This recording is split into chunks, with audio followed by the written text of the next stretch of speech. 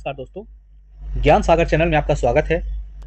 17th BPSC के लिए Khan sir द्वारा विजेता बैच को शुरू किया गया है और यह जो विजेता बैच है वह रिवीजन बैच है और इसमें इम्पोर्टेंट एमसीक्यूज को करवाया जा रहा है। तो उसी एमसीक्यू पर आधारित जो सीरीज है हम लोगों ने स्टार्ट किया था।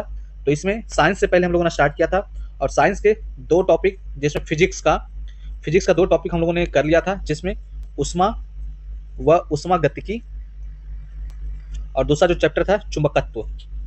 तो इन दो टॉपिक के एमसीक्यूज हम लोगों ने देख लिया था। आप इसका लिंक मैं डाल दूंगा, आप उसको देख लीजिएगा। और आज जो हम लोग देखेंगे वह प्रकाश व रंग से रिलेटेड जो है क्वेश्चंस को देखेंगे और इसमें टोटल 100 क्वेश्चन होंगे इसके तहत। इस वीडियो में हम लोग 50 क्वेश्चन को देखेंगे। तो स्टार्ट करते हैं। आवर्धक कांच में किस प्रकार का लेंस उपयोग में लाया जाता है? तो आवर्धक कांच में जो है बेसिकली उत्तल लेंस का प्रयोग किया जाता है। उत्तल लेंस को ही हम लोग अभिसारी लेंस कहते हैं, जबकि अवतल को अपसारी लेंस कहा जाता है। और उत्तल लेंस का जो होता है, केंद्र का भाग की जो मोटाई होती है वह अधिक होती है, जबकि किनारों की मोटाई जो होती है कम होती है। और इसमें एक चीज और ध्यान रखिएगा कि जब प्रकाश की किरणें उत्तल लेंस से गुजरती है तो वह एक बिंदु पर अभिसरित होती है। तो इसको आप ध्यान रखिएगा। नेक्स्ट क्वेश्चन पे आते हैं। नेक्स्ट क्वेश्चन है, दर्पण के सामने खड़ा व्यक्ति अपना प्रतिबिंब अपने से बड़ा देखता है। इसका तात्पर्य है कि दर्पण का प्रकार, यानी जो व्यक्ति है वो अपना प्रतिबिंब जो है वह दर्पण के सामने जब खड़ा होता है तो वह बड़ा दिखाई देता है। तो इसका क्या रीजन है? तो बेसिकली इसका जो रीजन है वह अवतल दर्पण के कारण ही ऐसा संभव हो पाता है। अवतल दर्पण का उपयोग हम लोग दाढ़ी बनाने में नाई करता है और जो भी ऑपरेशंस वगैरह होते हैं आंख, कान, नाक और गले की, वो भी अवतल दर्पण या अवतल लेंस से ही किया जाता है। तो यह आप ध्यान रखिएगा। नेक्स्ट क्वेश्चन है, रात्रि तारों का टिमटिमाना समझाया जा सकता है। तो रात्रि तारों का टिमटिमाना यह किस प्रकार का प्रक्रिया है? तो बेसिकली ये क्वेश्चन पूछ रहा है। तो रात्रि तारों का टिमटिमाना जो है प्रकाश का अपवर्तन का यह प्रकार है। तो इसका आंसर जो हो जाएगा बी हो जाएगा। प्रकाश का परावर्तन जो तब होता है जब किसी का, जैसे हीरा पर जब भी रोशनी पड़ाई मतलब आती है तो वह रिटर्न होती है, तो यह पूर्ण आगंतुक परिवर्तन होता है। तो परावर्तन जो होता है बेसिकली उसमें हीरा के जब लाइट पड़ता है तो रिफ्लेक्ट होता है, तो वह परिवर्तन होता है। और जो तारों का टिमटिमाना होता है वह प्रकाश का अपवर्तन का प्रकार है। नेक्स्ट क्वेश्चन पे आते हैं। 4 नंबर, जब दिन में पानी पर साबुन की फिल्म दिखाई देती है तो यह सुंदर रंग दिखाती है। इस घटना का कारण क्या है? तो इस घटना का जो कारण है वह है प्रकाश का व्यतिकरण। तो प्रकाश का व्यतिकरण जो है इसका आंसर हो जाएगा प्रकाश का व्यतिकरण। जब दिन में पानी पर साबुन की फिल्म दिखाई देती है तो वह सुंदर दिखाई देती है, जिसका रीजन क्या है? प्रकाश का व्यतिकरण। और व्यतिकरण को ही बहुल परावर्तन कहा जाता है, बहुल परावर्तन। और अब जानते हैं प्रकाश का अपवर्तन का एग्जांपल जानते हैं कि पानी में सिक्का जो है वह उभरा हुआ दिखता है, उठा हुआ दिखता है, तो वह अपवर्तन के कारण ही होता है। और विवर्तन क्या है? कि बादलों में प्रकाश का आना जो है वह प्रकाश का विवर्तन है। तो ये भी आप ध्यान रखेंगे। नेक्स्ट क्वेश्चन पे आते हैं।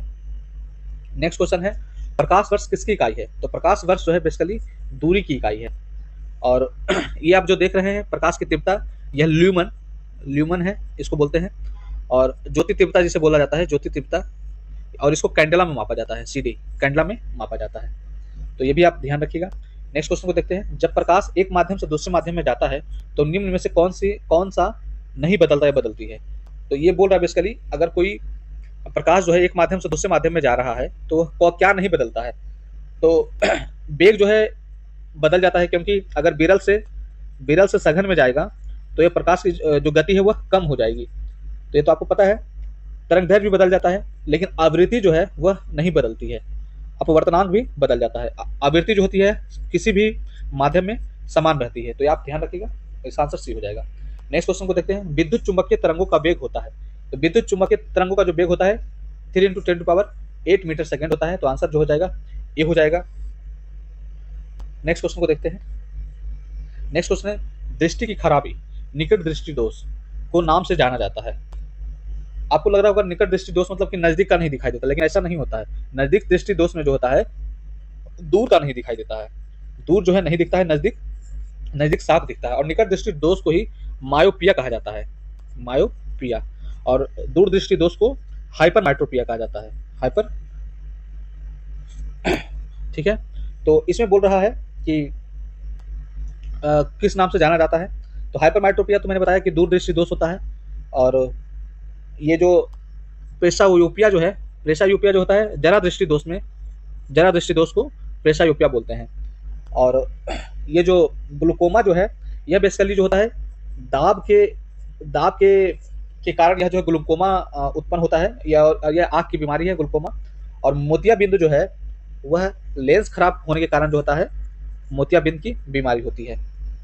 और इसमें जो है क्लाउडी लेंस का प्रयोग करते हैं, तो ध्यान रखिएगा। नेक्स्ट क्वेश्चन पे आते हैं। सौर भट्टी में प्रयुक्त होता है, तो सौर भट्टी में कौन सा दर्पण या लेंस प्रयुक्त होता है। तो सौर भट्टी में आप याद रखिएगा कि अवतल दर्पण का इसमें प्रयोग किया जाता है। और समतल दर्पण में पेरिस्कोप, पेरिस्कोप जो है वह समतल दर्पण में पेरिस्कोप का प्रयोग किया जाता है, क्योंकि यह जो है बहुरूपदर्शी होता है, बहुरूपदर्शी। और उत्तल दर्पण का जो प्रयोग करते हैं हम लोग बैक मिरर में करते हैं, बैक मिरर में। तो इसको आप ध्यान रखिएगा, ठीक है। नेक्स्ट क्वेश्चन पे आते हैं। सौर विकिरण का परास है, तो सौर विकिरण का परास कितना होता है आप जानते हैं, वेल नोन है आप, 400 से 700 नैनोमीटर, ठीक है। नेक्स्ट क्वेश्चन पे आते हैं। प्रकाश के 7 रंगों को विभक्त किया जा सकता है, किसके द्वारा। तो आप जानते हैं कि प्रिज्म को अगर प्रकाश से क्रॉस करवाएंगे तो वह 7 भिन्न भिन्न रंगों में विभक्त किया जाता है, जिसे विबज्योर कहते हैं। ये जिसका जो है आर मतलब हो गया रेड, और वी मतलब हो गया वायलेट। और आर का जो तरंग दैर्घ्य मतलब रेड का जो तरंग दैर्घ्य होता है सबसे ज्यादा होता है, और वायलेट का तरंग दैर्घ्य होता है सबसे कम होता है, ये आपको पता होगा। नेक्स्ट क्वेश्चन पे आते हैं। नाई की दुकान में 2 समतल दर्पण रखे जाते हैं, तो नाई की दुकान में क्यों 2 समतल दर्पण रखे जाते हैं। तो बेसिकली ये एक दूसरे के समानांतर होते हैं। तो आप देखेंगे कि नाई की दुकान में 2 ऐसे दर्पण रहेंगे। तो मान लिया कि आप यहाँ बैठे हैं, तो आपका यहाँ पे आएगा इमेज, और ये फिर रिफ्लेक्ट होगा। तो इसी तरह अनंत यह पिक्चर यह बनाता है। तो यह जो है एक दूसरे से समानांतर रखे जाते हैं। नेक्स्ट क्वेश्चन को देखते हैं। बड़े शोरूम डिपार्टमेंटल स्टोर में इस्तेमाल किया जाने वाला विजिलेंस दर्पण है, तो यह क्या है। तो इस पे देखते हैं इसका ऑप्शन क्या हुआ। समतल दर्पण दे रखा, उत्तल दर्पण, अवतल दर्पण, और अवतल व उत्तल दर्पण का संयोजन। तो विजिलेंस दर्पण जो होता है, मतलब विजिलेंस दर्पण बेसिकली उत्तल दर्पण का इसमें प्रयोग होता है, क्योंकि ये जो होता है बड़ी चीज़ों को एक जगह छोटा करके दिखाता है। मतलब आप बड़ा इसमें कवर होता है और एक जगह यह दिखा देता है, तो यह बड़ी बड़ी चीज़ों को यह दिखाता है। तो उत्तल दर्पण हो जाएगा इसका उपयोग। उत्तल दर्पण को ही बोलते हैं विजिलेंस दर्पण। नेक्स्ट क्वेश्चन को देखते हैं। निकट दृष्टि दोष उपचारित होता है, तो निकट दृष्टि दोष जो है वह अवतल लेंस से यह उपचारित होगा, और दूर दृष्टि दोष जो है वह उत्तल से होगा, ठीक है। और बाइफोकल जो है उत्तला अवतल, यानी उत्तल और अवतल दोनों, ठीक है। नेक्स्ट क्वेश्चन को देखते हैं। व्यक्ति वस्तु को तब देखता है जब, कब देखता है, तो जब प्रकाश वस्तु पर पड़े और आंखों की ओर आए। मतलब व्यक्ति को कोई वस्तु तब दिखता है जब प्रकाश वस्तु पर पड़े और फिर वह रिटर्न होकर आंखों की ओर आए, तभी जो है वस्तु व्यक्ति देख पाता है। नेक्स्ट क्वेश्चन पे आते हैं। कौन सी घटना अपवर्तन को दर्शाती है। अपवर्तन को कौन सी घटना दर्शाती है। आंशिक रूप से डूबी पेंसिल का मुड़ा होना। आप जानते हैं कि सिक्का हो गया पानी में, या पेंसिल होगा मुड़ा हुआ दिखाई देना, अपवर्तन के कारण ही होता है। तारों का टिमटिमाना भी अपवर्तन के कारण होता है। स्विमिंग पूल की तली का ऊपर उठना, सब एक ही बात है, अपवर्तन के कारण ही होता है। तो यह एक से अधिक हो जाएगा इसका आंसर डी। नेक्स्ट क्वेश्चन पे आते हैं। निम्नलिखित कथनों में कौन सा कथन गलत हो सकता है। गलत कथन पूछ रहा है। पहला दे रखा है, प्रकाश की किरणें खुरदुर पृष्ठों से परावर्तित होने के पश्चात समानांतर नहीं हो पाती है, इसे विस्तृत परावर्तन कहते हैं। दूसरा है, चम्मच की भीतरी पृष्ठ अवतल दर्पण की भांति कार्य करता है। इनमें से कोई नहीं और एक से अधिक। तो प्रकाश की किरणें जो है खुरदुर पृष्ठ से परावर्तित होने के पश्चात समानांतर नहीं हो पाती है, ये बिल्कुल स्टेटमेंट सही है, इसे ही विस्तृत परावर्तन कहा जाता है। और नहीं देखते हैं, चम्मच की भीतरी पृष्ठ अवतल दर्पण की भांति दिखाई देता है। तो आप चम्मच को अगर देखेंगे तो यह जो है अवतल दर्पण की भांति ही कार्य करता है, बीच में गड्ढा होता है, और तो यह जो है अवतल दर्पण की भांति कार्य करता है, तो ये सही है। तो इनमें से कोई जो नहीं स्टेटमेंट जो गलत नहीं है, तो ऑप्शन हो जाएगा सी। नेक्स्ट क्वेश्चन पे आते हैं। निम्नलिखित कथनों में से कौन से में से असत्य कथन का चयन कीजिए। कौन सा इसमें गलत कथन है उसको देखते हैं। अवतल दर्पण द्वारा प्रतिबिंब आभासी व वास्तविक दोनों हो सकता है। उत्तल दर्पण अधिक क्षेत्र के दृश्य का प्रतिबिंब बना सकता है। सौर भट्टी में उत्तल दर्पण का उपयोग किया जाता है। तो ऊपर ही आपको बताया था कि सौर भट्टी में जो है वह उत्तल दर्पण का नहीं, जबकि अवतल दर्पण का उपयोग किया जाता है। और उत्तल दर्पण अधिक क्षेत्र के दृश्य का प्रतिबिंब बनाता है, तभी इसे बोलते हैं हम लोग विजिलेंस विजिलेंस विजिलेंस लेंस। इसलिए बोला जाता है उत्तल दर्पण को, क्योंकि अधिक क्षेत्र को एक जगह वह प्रतिबिंबित करता है। और अवतल दर्पण द्वारा प्रतिबिंब आभासी और वास्तविक दोनों बनता है। तो 5 जब स्टार्टिंग देखेंगे 5 तक तो यह आभासी बनता है, और सॉरी वास्तविक बनता है, और 6वें पैर है जो वह वास्तविक बनता है। तो नेक्स्ट देखते हैं। कथन बंद दे रखा है, लेंस 2 गोलीय पृष्ठों से घिरा हुआ है, एक पारदर्शी माध्यम होता है। लेंस दो गोलीय पृष्ठों से घिरा हुआ एक पारदर्शी माध्यम होता है। दूसरा दे रखा है, उत्तल लेंस अभिसारी लेंस कहलाता है और अवतल लेंस अपसारी लेंस कहलाता है। तो ये दोनों स्टेटमेंट तो आपको बताया था, ये दोनों सही हो जाएगा स्टेटमेंट। उत्तल को अभिसारी और अवतल को अपसारी कहते हैं। और यह जो है लेंस 2 गोलीय पृष्ठों से घिरा होता है, तो ये भी बिल्कुल स्टेटमेंट सही है, 2 गोलियों से घिरा होता है। तो इसमें गलत कथन को पूछा है, तो कौन सा गलत है, तो इसमें कोई सा भी जो है गलत नहीं है, तो आंसर डी हो जाएगा। नेक्स्ट क्वेश्चन पे आते हैं 20 नंबर। निम्नलिखित कथनों में से गलत कथन का चयन कीजिए। तो दे रखा पहला, लेंस की क्षमता उसकी फोकस दूरी पर निर्भर करती है। किसी लेंस के द्वारा प्रकाश की किरणों को अभिसारित और अपसरित करने की क्षमता ही लेंस की क्षमता होती है। सी दे रखा है, लेंसों को संयोजित करने पर प्रतिबिंब आवर्धित व सुस्पष्ट बन जाता है। तो देख लेते हैं कौन सा इसमें कथन जो है गलत है। तो लेंस की क्षमता उसकी फोकस दूरी पर ही निर्भर करेगा, तो ये बिल्कुल स्टेटमेंट सही है। कोई भी लेंस की क्षमता जो होती है उसकी फोकस दूरी पे ही डिपेंड करता है, एफ पे ही डिपेंड करता है वो। किसी लेंस के द्वारा प्रकाश की किरणों को अभिसारित और अपसारित करने की क्षमता ही लेंस की क्षमता कहलाती है, ये भी बिल्कुल सही है।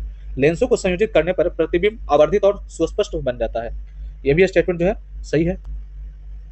और आप जानते हैं कि लेंस की क्षमता जो है यानी डायोप्टर जो है उसका फॉर्मूला था डी बराबर 1/f, यानी वह सीधा फोकस दूरी पे ही निर्भर करता है। अगर फोकस दूरी जिसकी कम होगी तो डायोप्टर उसका अधिक होगा। नेक्स्ट क्वेश्चन को देखते हैं। 21 नंबर क्वेश्चन है, जल में वायु का बुलबुला व्यवहार करता है।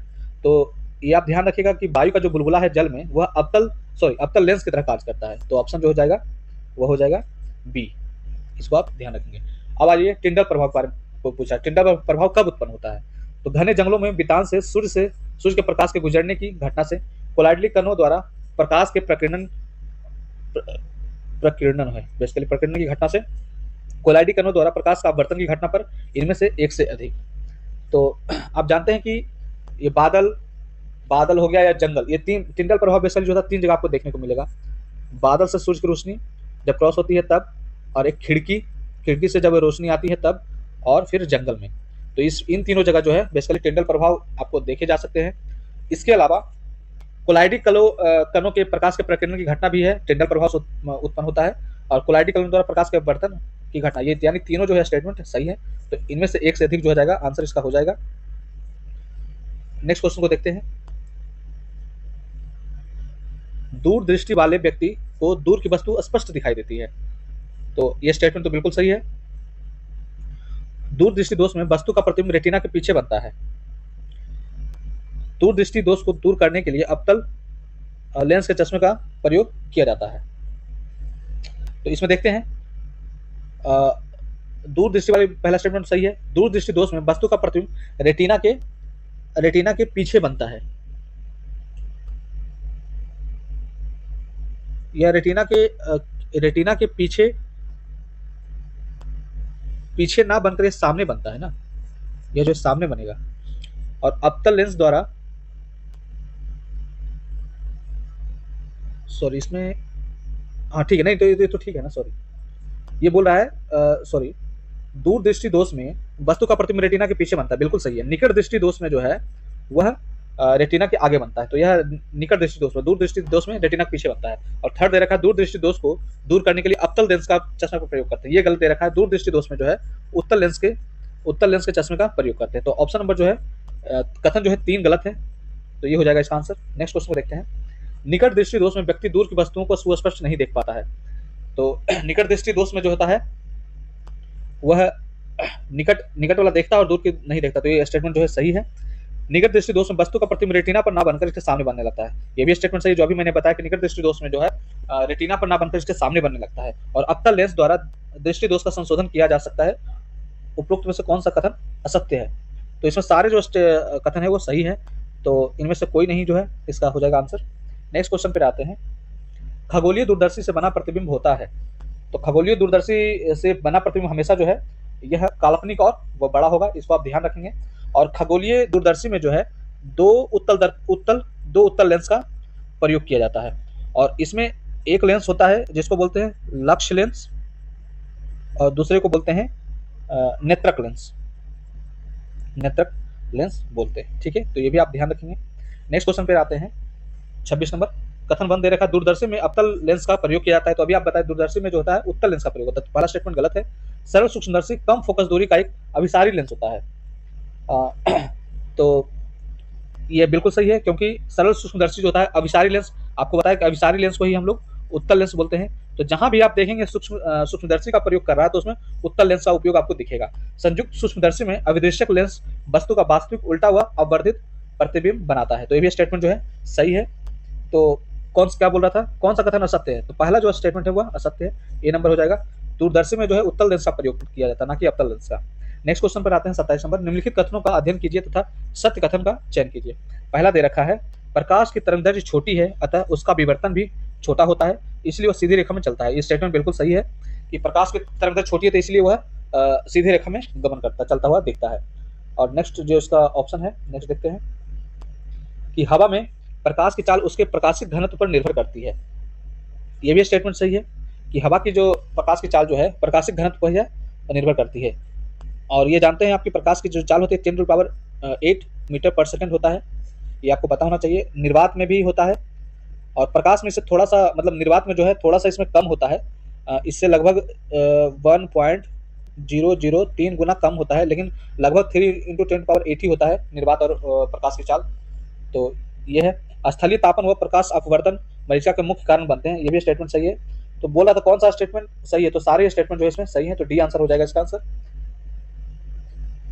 फिर देखते हैं किसका वेग अधिक है, इन चारों ऑप्शन में किसका वेग अधिक है। तो आप जानते हैं प्रकाश का वेग जो होता है मैक्सिमम होता है 3 × 10⁸ मीटर पर सेकेंड।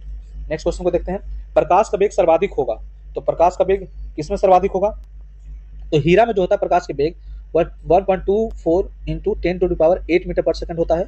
हाइड्रोजन में 2.98 × 10⁸ होता है और पानी में 2.25 × 10⁸ मीटर पर सेकंड होता है। तो ये बोला प्रकाश का वेग मैक्सिमम सर्वाधिक होगा। तो आप जानते हैं कि प्रकाश का वेग जो है निर्वात में सर्वाधिक होता है, और निर्वात में कितना होता है 3 × 10⁸ मीटर पर सेकंड। तो इन चारों में से जो है या डी हो जाएगा, इनमें से कोई नहीं। अगर यही दिया रहता कि निम्नलिखित में से दिया रहता तब हाइड्रोजन हो जाता, लेकिन इसमें बोला प्रकाश का वेग सर्वाधिक कहाँ होता है, तो निर्वात में होता है, जो कि ऑप्शन में नहीं है। तो इनमें से कोई नहीं, इसका आंसर हो जाएगा। नेक्स्ट क्वेश्चन को देखते हैं, पूर्ण आंतरिक परावर्तन की घटना संभव है तब जल प्रकाश यात्रा करे। तो पूर्ण आंतरिक परिवर्तन की घटना कब होगी, ये बेसिकली पूछा है। तो इसमें आप देखेंगे कि हवा से जब पानी में जब यह ट्रेवल होता है तब यह पूर्ण आंतरिक परिवर्तन होता है। इसके अलावा हीरा से कांच में, जब हीरा जो है सघन माध्यम से बेसिकली सघन से अगर विरल में जाएगा तो पूर्ण आंतरिक परिवर्तन की होगा। तो यह जो है ये आंसर, इसका आंसर हो जाएगा। नेक्स्ट क्वेश्चन को देखते हैं, निम्नलिखित कथनों का अध्ययन कीजिए तथा असत्य कथन का चयन कीजिए। असत्य पूछ रहा है, कौन सा कथन असत्य है? तो इसमें देखते हैं, जल में दृश्य प्रकाश की गति निर्वात की गति का 0.75 गुना है। फिर दे रखा है, दृष्टि की दृढ़ता 1/16 सेकंड जबकि सुनने की दृढ़ता 1/10 सेकंड मानी जाती है। और सीधे रखा, किसी तारे का रंग उसका तापमान प्रदर्शित करता है। तो आप तो जानते हैं पहला कि ये इसमें कि तारे का जो किसी भी तारे का रंग जो है उसके तापमान पर ही निर्भर करता है। तो यह स्टेटमेंट तो बिल्कुल सही है, सी नंबर। फिर देखते हैं, दृष्टि की दृढ़ता 1/16 सेकंड। जब आप किसी वस्तु को देखते हैं और दूसरे वस्तु के जब जाएंगे देखने के लिए, तो आपका उसका जो प्रभाव रहता है 1.16 सेकंड के बाद ही आपको दूसरा स्पष्ट रूप से दिखाई देता है। इसी तरह सुनने की जो दृढ़ता होता है 1.10 सेकंड माना जाता है। तो ये स्टेटमेंट जो है सही है। और जल में दृश्य प्रकाश की गति निर्वात की गति का 0.75 गुना, ये भी सही है। तो कोई सा भी स्टेटमेंट इसमें गलत नहीं है, तो डी आंसर इसका हो जाएगा।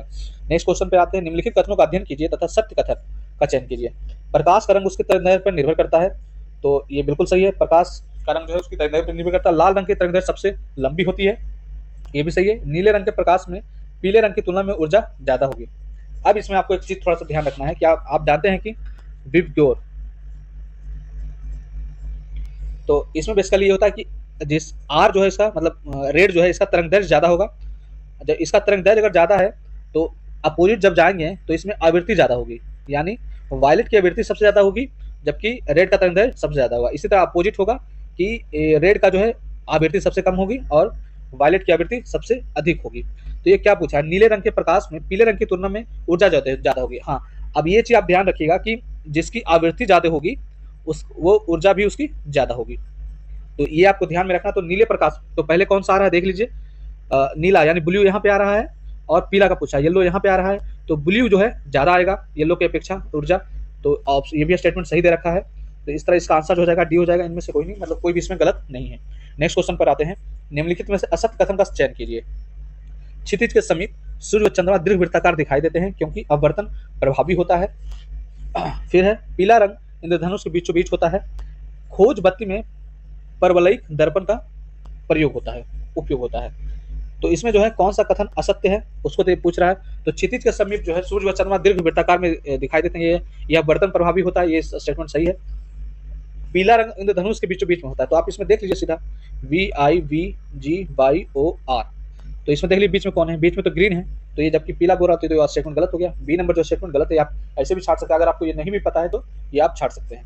और खोज बत्ती में परवलयिक दर्पण का उपयोग होता है, तो परवलयिक दर्पण मतलब अवतल दर्पण के बारे में बेसिकली बोल रहा है। तो खोज बत्ती में यह अवतल दर्पण का प्रयोग होता है, तो स्टेटमेंट ये सही है। तो इस तरह आंसर हो जाएगा बी हो जाएगा। नेक्स्ट क्वेश्चन पे देखते हैं, आते हैं। धूप से बचने के लिए छाता कैसा होना चाहिए? ऊपर उजाला नीचे काला, बिल्कुल स्टेटमेंट सही है, क्योंकि अगर ऊपर उजला रहेगा तो सारा जो है उष्मा का रिटर्न हो जाएगा, मतलब वो अवशोषण नहीं होगा, तो इसलिए, और नीचे जो है काला रहेगा तो ये ठीक रहेगा, तो ये आंसर हो जाएगा। नेक्स्ट है 35 नंबर। जब किसी समतल दर्पण को थीटा डिग्री से पूर्णित मतलब घुमाया जाता है तो परावर्तित किरण का पूर्णन होगा, तो यह ध्यान रखिएगा, घुमाते हैं तो यह 2 थीटा हो जाता है, आप इसको सिंपल सा याद रखिएगा। अब आते हैं नेक्स्ट क्वेश्चन पे, 36 नंबर पे। दोपहर 12 बजे इंद्रधनुष किस दिशा में दिखाई देता है? दोपहर 12 बजे इंद्रधनुष दिखाई नहीं देता है, तो आंसर जो हो जाएगा डी हो जाएगा। जब लाल नीला हरा प्रकाश एक पुंज के साथ पड़ता है तो परिणाम स्वरूप क्या होगा? तो आप जानते हैं ये प्राइमरी कलर है, तो प्राइमरी कलर जब मिलते हैं तो वह सफेद में बनता है, ये आपको याद रखना है। नेक्स्ट क्वेश्चन पे आते हैं। प्रकाश का मौलिक कण होता है, तो प्रकाश का मौलिक कण क्या होता है? आप जानते हैं फोटोन होता है, तो यह जो है फोटोन हो जाएगा, ठीक है। और ठीक है, नेक्स्ट क्वेश्चन को देखते हैं। प्रकाश की प्रकृति संभव है, तो प्रकाश की प्रकृति संभव है, देखते हैं। यह प्रकाश जो है बेसिकली यह कण और तरंग दोनों की प्रकृति है, तो ऑप्शन जो है सी नंबर हो जाएगा इसका। प्रकाश जो है कण और तरंग दोनों की प्रकृति रहता है। तरंग में जानते हैं ध्रुवन होता है, ध्रुवन, ठीक है। नेक्स्ट क्वेश्चन को देखते हैं। निम्नलिखित में से कौन सा उदाहरण की तरंग प्रवृत्ति का नहीं है? कौन सा उदाहरण तरंग प्रवृत्ति का नहीं है? तो प्रकाश विद्युत प्रभाव जो है वह तरंग प्रवृत्ति का उदाहरण नहीं है, ये आप ध्यान रखिएगा। नेक्स्ट क्वेश्चन को देखते हैं।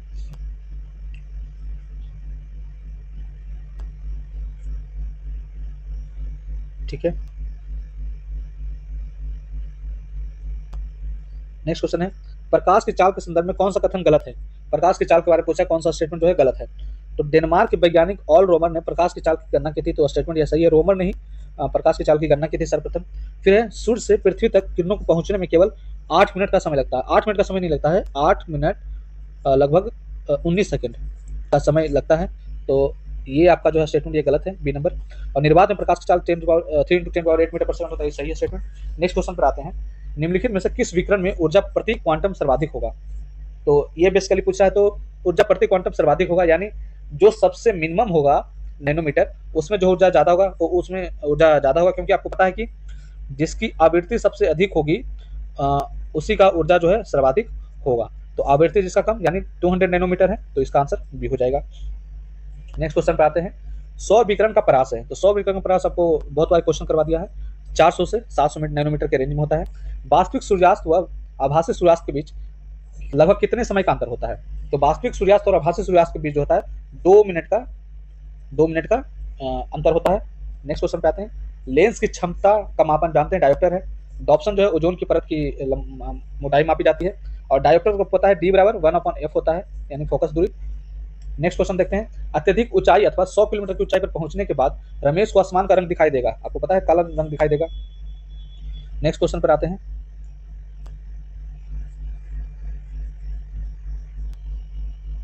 नेक्स्ट क्वेश्चन है। चंद्रमा पर पहुंचे नील आर्मस्ट्रांग व बज एल्ड्रिन को आसमान का रंग किस तरह? वही है गहरा हल्का, क्या पूरा ही काला ही दिखाई देता है। नेक्स्ट क्वेश्चन देखते हैं। प्रकाश का रंग निर्धारित होता है, प्रकाश का जो रंग निर्धारित होता है आप जानते हैं तरंगदैर्घ्य से निर्धारित होता है, और रेड का जो होता है तरंगदैर्घ्य सर्वाधिक होता है, और वायलेट का जो है सबसे कम होता है तरंगदैर्घ्य। प्रकाश की चमक निर्धारित होती है, तो प्रकाश की तरंगदैर्घ्य से प्रकाश की चमक बोल रहा तो यह तीव्रता से होगी, जिसको कैंडेला से मापा जाते हैं, कैंडेला ज्योति तीव्रता को कैंडेला से मापा जाता है, CD। लास्ट क्वेश्चन है आज का, ऑप्टिकल फाइबर केबल में कौन सा सिद्धांत लागू होगा? तो ऑप्टिकल फाइबर में आप ध्यान रखिएगा, प्रकाश का पूर्ण आंतरिक परिवर्तन, इसमें इस सिद्धांत का प्रयोग होता है।